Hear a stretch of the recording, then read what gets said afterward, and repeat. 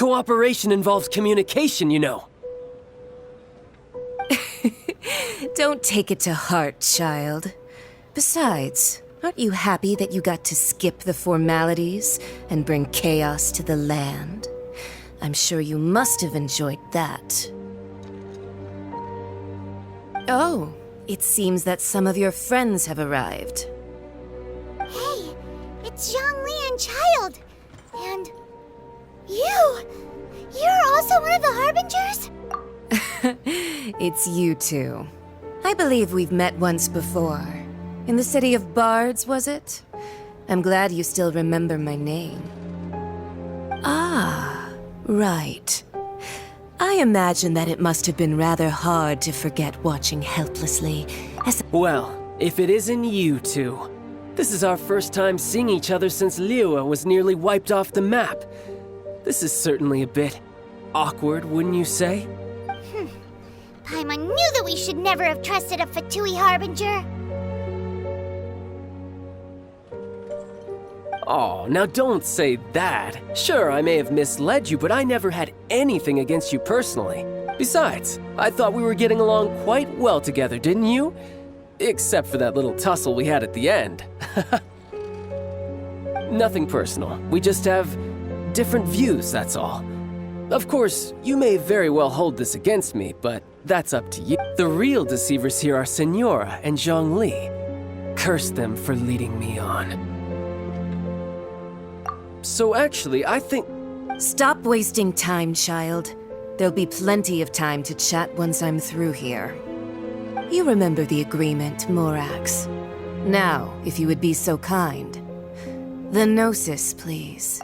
What in the world are you talking about?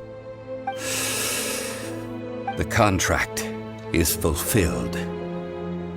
That which thou seeketh is now bestowed unto thee. For my promise is solid as stone.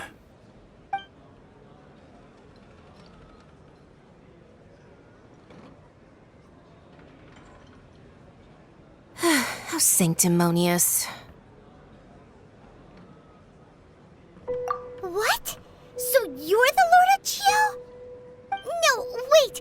That's an exciting twist and all, but why give the Gnosis to the Fatui? I do not give it for free. I give it as agreed upon in the contract, for it is a matter solely between the Tsaritsa and I. Yeah, you don't think you went a little bit too far with that whole fake death thing? Everyone was preparing the ceremony for you, and splat! This big dragon falls out of the sky, and all of Liyue goes into an uproar. Talk about a disaster. Gathering all the forces that had been bubbling behind the scenes, and then stirring them together in a pot that was bound to boil over. That's what he wanted to see, am I right? Wait, what? Perhaps it's best that I explain. As you know, I've dwelt upon this world for more than 6,000 years. I witnessed the founding of Liyue, together with the Adepti 3,700 years ago. Even boulders that can withstand whirlpools will erode with the passing of time. I kept convincing myself that cracks had not begun to form, and that the end of my time had not yet come, until one drizzly day, as I was strolling along the harbor, I heard a merchant tell one of his workers, "You finished your duties. Go ahead and call it a day." I stood motionless among the crowds, asking myself, have I already finished my duties? Oh, Zhongli. But as I began to consider relinquishing my divine role, I soon discovered that many reasons still remained to not hastily depart. Was Liyue, the city I had dwelt in for so long, already prepared to enter its next age? I decided that a test was needed in order to reveal the answer. So I feigned my own death, and gathered the cast of Child, the Adepti, and the Liyue Chising to play their roles together on the stage that was Liyue. Indeed I was, The gnosis which I had kept for so many years suddenly seemed to have lost its meaning. That's right. Which is why I continued to safeguard the gnosis until now. So you mean that if the chaos ever reached the point of no return, you would simply appear and use your divine powers to bring Liyue back under control? Of course, and it would have been all too easy for him too. Just as a child quickly matures after losing their parents, so has Liyue matured when faced with the death of its deity. I was pleasantly surprised with the finale of the show that you all put on. Why, you even deserved an encore. The Adepti deserve the greatest applause, considering their years of seclusion. They hardly recognized the city, yet faced with such a crisis, they exerted the greatest amount of restraint. Not only did they manage to cooperate with the Qixing, but in the end, they even tried to understand the heart of the people. And hats off to the emissary dispatched by the Cryo-Archon to fulfill our contract, Signora. She managed to keep everything she knew in strict confidence, far from the eavesdropping ears of her colleague child, just as I had requested. All the while, I carried on as Zhongli, and fulfilled the traditions of Liyue in this mortal form.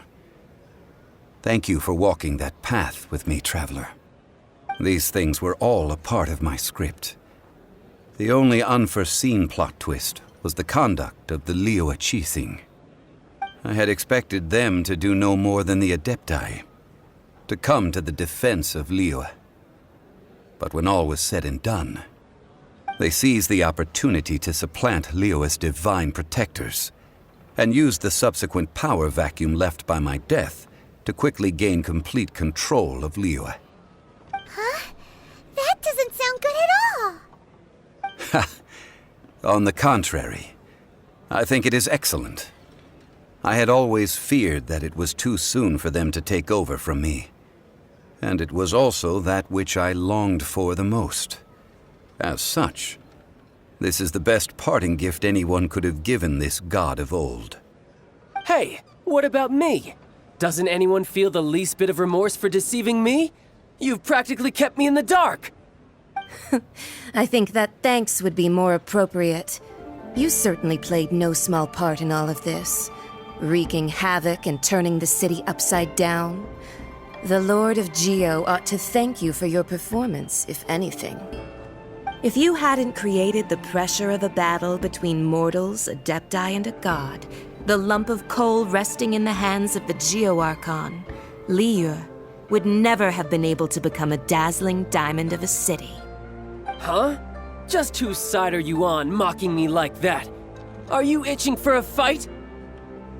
Be that as it may, you've come out of this as the hero of Liyue. I, on the other hand, will be forever prescribed as a disturber of the peace, no?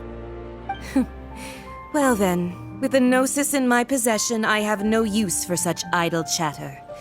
We should return to Zapoljarny Palace and seek an audience with Her Majesty, the Tsaritsa. Come, child. Fine. I'll meet you there later. I'm not sharing a boat with the likes of you. Do as you wish.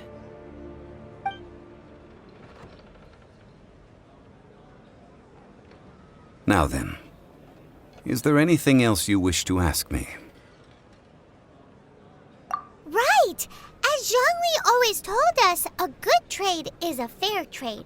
Paimon has no idea what could be a good trade for a Gnosis. Realistically speaking, there is no such thing. Huh? However, I am the god of contracts. For thousands of years, I have made countless contracts. If the deal was of no benefit, then I certainly would not be inclined to agree to it. My agreement with the Cryo-Archon will be the last of my contracts as the Geo-Archon. My contract to end all contracts. As for the bargaining chip that the Tsaritsa used to balance the scales, uncover that answer for yourself in your future journeys.